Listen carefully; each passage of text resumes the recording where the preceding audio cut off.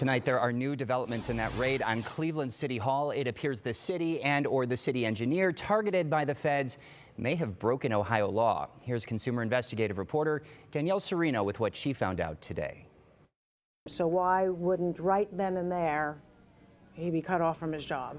Looks like we crashed the party at City Hall, although some would question why they're celebrating considering what's on the line.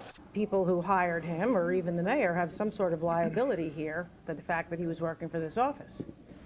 Well, as we said in our statement, everyone does get due process. You see, during last week's raid, the feds took records relating to Pioneer Engineering, a company owned by Khalil Ewis, an engineer and section chief for construction inspection at the city.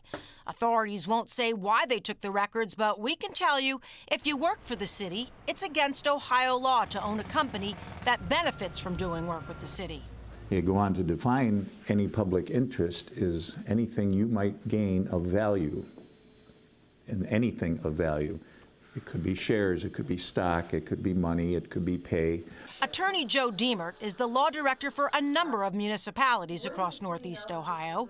Well, we can't say if the mayor knew of this potential conflict, but the department head and the director of human resources knew because they signed off on Ewis' request to run Pioneer in 2015. And then there's this. According to documents we obtained from the Secretary of State, Ewis formed Pioneer back in 2008, a year after he was hired by the city's engineering department. Why then did he first get the city's approval 7 years later, and 3 months after he tried to resign from his position because he felt he was undercompensated? In fact, why did he get approval at all? Everything that we've been asked to provide, we've provided. Right. So we're going to let that stand on its own for now and let the process work itself out. Well, I reached out to Ewis but didn't hear back, and late today the city sent us its policy on employees who have secondary jobs.